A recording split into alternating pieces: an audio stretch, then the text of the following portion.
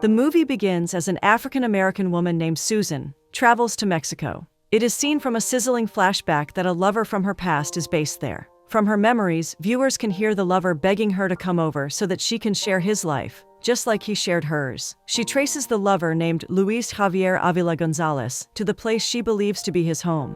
The first welcome she gets is a woman telling her not to marry a local. This is strange, but Susan shrugs it off. Susan continues chatting with other locals, but the scene abruptly shifts to real life. It is revealed that Susan is a character created by an aspiring African-American screenwriter named Zoey. Zoey tries to pitch her film to a white Hollywood executive, but he is micromanaging Susan's character to Zoey's chagrin. Zoey is under pressure, as she is without money, a home, or a family. All she has is her idea, and she needs to make it work. She is then seen complaining to her friend about the executive's criticism of her script. Her friend encourages her to get laid in order to blow off some steam and get a fresh perspective. The friend recommends an ex who recently got divorced, as this ex is the only man Zoey has ever loved. The next scene switches to Susan's timeline. Susan has located Luis's home, but he is now married with 4 kids. Susan is heartbroken, but she reins in her emotions. She departs from Luis's home, but it is clear that their feelings for each other are very much alive. She then cries her heart out at a bar. Meanwhile, Zoey is trying to make a case for the authenticity of her script, but 3 Hollywood executives who look like they were cut out of the same cardboard insist that changes should be made in order to make the movie more marketable. They inform her that if there is no white main character that a white A-lister can play, then she should forget about their sponsorship. In Susan's world, a British man with dirty blonde hair materializes. He comically does a little dance before taking a seat beside Susan. He introduces himself as Curtis, a wealthy banker. The hand pulling the strings of the script waves him away and replaces him with a chilled surfer dude. But the dude also doesn't last, as Zoey is not pleased with the level of inauthenticity. To distract herself or clear her head, she calls up the ex her friend had earlier encouraged her to hook up with.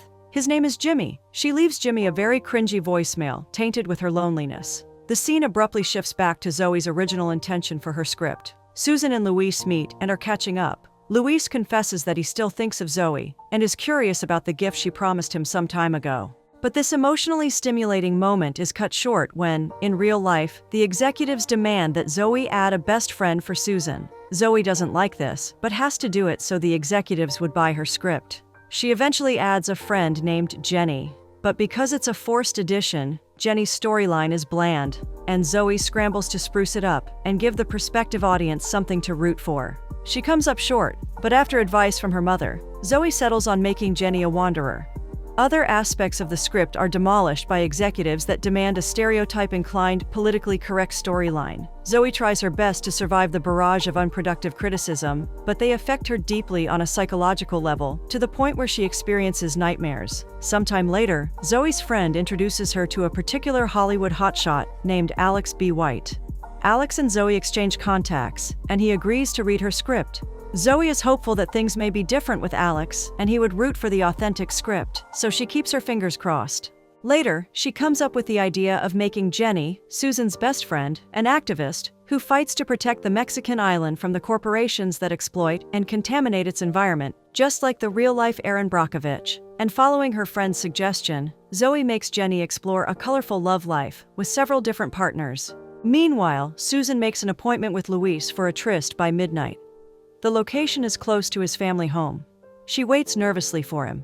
When he finally arrives, she presents him with a handwritten coupon that offers them 3 days of romance, passion, and love anytime in their lifetime. It was a coupon from him to her all those years ago, and she has come to redeem it. She confesses to him that she has come all the way to redeem the coupon because her life is a mess and doesn't make any sense. She states that anytime she tries to make sense of the senselessness, all she can think about is a time when she met him, and she was his queen, and life was good. He quickly closes the gap between them and presses his fingertips to her lips. Then he hugs her tight. He tells her that he can't be away from his family for 3 days. She tells him that it has to be 3 days, because 1 day is like it never happened, and 2 is a tease. It is clear that these two have a strong connection.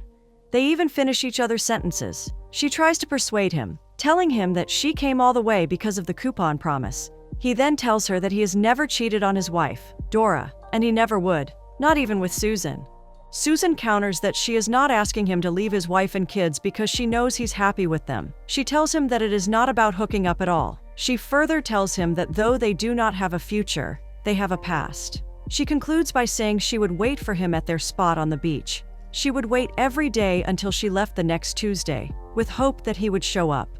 The scene alternates to Zoey at a support group for African American writers.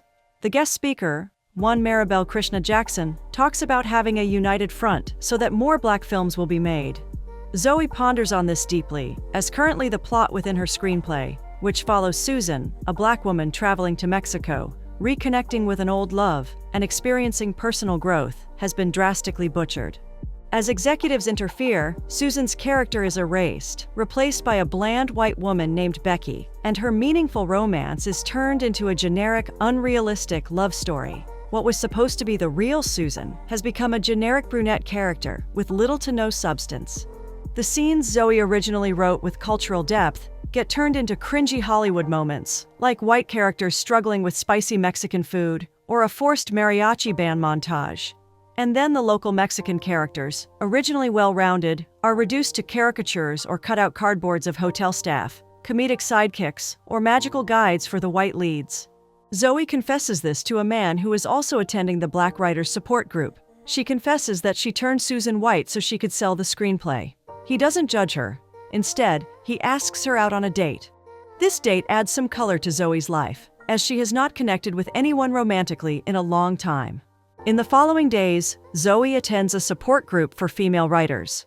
The same guest speaker, Maribel, encourages all women to take control of the narrative so that women are no longer portrayed by the media as hyper-attractive, unrealistically beautiful objects of desire. This pricks Zoey's soul. She's lamenting to a friend that her script is packed with beautiful, flawless women that will make normal women like herself hate themselves. The fellow attendee she complains to advises her to sell the commercial script and use the money to pass her original message in the next script she writes. Zoey gets on board with this. She finally meets with Alex B. White, who has read her whitewashed script. He tells her that she should focus on diversity, as that is the current fad. She is initially pleased and informs him of her original script of Black Susan in Mexico. But he says there are too many Mexicans in the script and that he needs more Black people. Zoey is understandably deflated after this meeting. In the next scene, Zoey's at a bar drinking, and as she's discussing with a random dude, she bears out her soul. It is clear that she is strongly connected with Black Susan because she talks about having deep love for a person but could not be with them because of timing. She talks about the pain of the situation, but also talks about gratitude for the fact that the love existed at all. She then leaves a drunken voice message for Jimmy, her favored ex-lover. She tells him that her writing career has not panned out well and that she wants to meet him before she leaves Los Angeles for good. She tearfully says that she'll be waiting. This is exactly what Susan tells Luis earlier. There's no feedback from Jimmy, and Zoey has given up on life. She has given up on everything. One day she's walking down a street and sees that famous actor Brian Alonsio's book reading is in session. She enters and sits there gloomily. The name of the book is Anybody Can Do Anything. It is not clear what she wants to achieve. At the end of the book reading, fans leave satisfied. Brian is about to leave too, but he notices a gloomy Zoey. He walks up to her and asks what's wrong. She tells him that he should stop saying that anybody can do anything, and that he doesn't know what it's like to waste one's life on something that never happens. She tells him that all she ever wanted was to make authentic stories that people would love and make into a movie. Brian says that it can still happen, but Zoey no longer believes this. She tells him that failing at one's dreams also means failing at one's life, and that it's not something he would understand, as he is very successful. It turns out that Brian understands perfectly the heartlessness of the industry, as he failed at being his authentic self. Jake W. Olson. He had to hire a publicist to push the brand, Brian Aloncio, in order to succeed. The two warm up to each other, and Brian ultimately encourages Zoey and hears about her screenplay. The scene changes to black, from Susan's perspective. She has waited for Luis for days, but he doesn't show. Upon encouragement from friends, she leaves the deserted hotel on the beach, which is her and Luis's spot. She tries to cool off at a party and forget her pain. This is when Luis arrives. He arrives at the party, smiling and signaling for her to go with him. She agrees. The two of them go on a private boat ride and catch up on each other's lives. Luis says that he'd never forget the last weekend they spent together, and how it made him sad that she chose not to come back with him to Mexico. She in turn tells him that she'll never forget his face as he looked out of the plane's window that day. The scene smoothly transitions to Brian and Zoey. Zoey tells him that for a moment, Susan is happy and is living the life that she could have had if she had followed Luis to Mexico. She tells him that Susan is living the life she would have had if she had followed her heart instead of her head, if she would have just gotten on that plane with Luis. She tells him about the life they would have shared, the family they would have had. The viewers are shown several glimpses of the future that could have been, and then it shifts to Black Susan and Luis having a heartfelt conversation. Susan says Luis should have fought harder for their love. Luis replies that there wasn't much he could do as his student visa had expired, and that he waited day and night for her to surprise him with a visit. But each time he was left with a broken heart. Luis then kisses her, and they're getting close to doing the deed. But Susan stops them. She then tells Luis that she's HIV positive. Though they no longer go further into action, Luis cuddles her through the night. The scene shifts back to Zoey and Brian, who discuss the circumstances surrounding Susan and Luis. Finally, Brian decides to put his star power behind Zoey's project, but Hollywood directors still have a major influence on its production. A few months later, Zoey's project is showing on the big screen. Although being botched beyond recognition, it receives a standing ovation from the cinema's audience. The film ends on a satirical note. It reinforces the importance of authentic storytelling, diverse representation, and artistic integrity in a world that constantly tries to water down real experiences for profit.